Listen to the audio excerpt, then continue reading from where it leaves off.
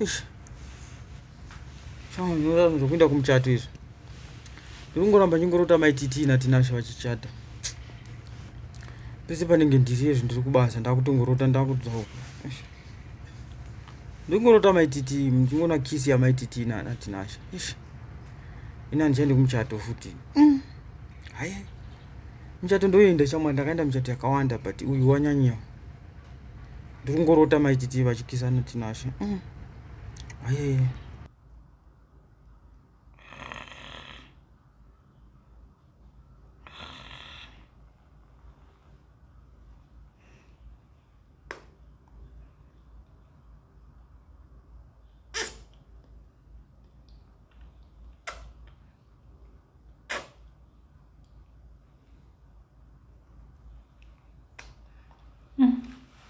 Adziwe ndinguvata ndingorota maititisha mwana tinasha.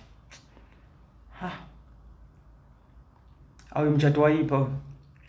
Uyu mchato wa maititi une nyaya uyu. Sai ndichingoramba ndingorota nyaya maititi. Ndakaenda mchato yakawandisa chama. Andamborota vanhu vachikisana so zvandava kuita pana maititi izvi. Ndinge ndaroiwa. Hai. Mchato wa maititi uri raidira kumana. Nikuda kuti panga muprofita passion Java ndofunga ndosaka zvidai. Bozi vafundisi vese ndakaona vanacharamba vana makaniki manyeruke ndangoona passion Java so ndosaka manye ndichingorota rume mna ayo muchato uyu chandikonzeresa zvimwe zvino izvo ndiri pabasa ndichadzingwa basa nekuda kwemuchato uyu.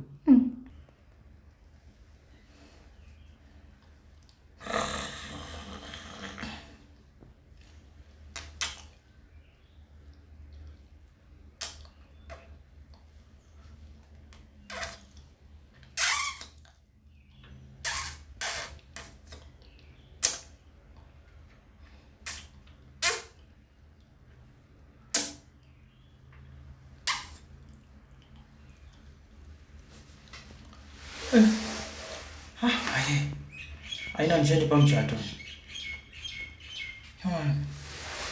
Ndingorota ndiri pamuchato wamaititi vachikisana natinasha. Izvo ndapinda mutoileti muno. Ndakutorara futi ndakurota ndiri pamuchato wamaititi natinasha. Ende upedza vandisuka. Mawana.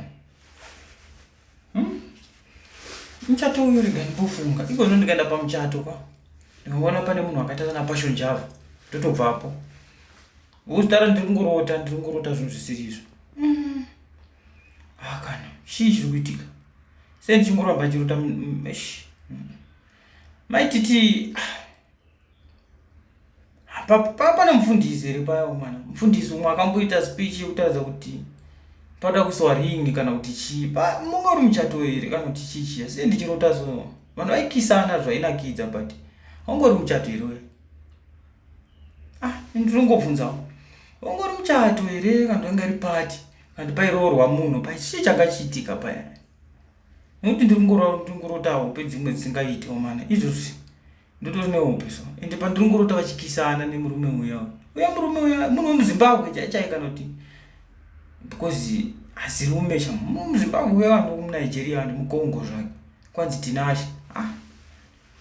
Paichato ere kana paidiko paya. Amen. Mawana.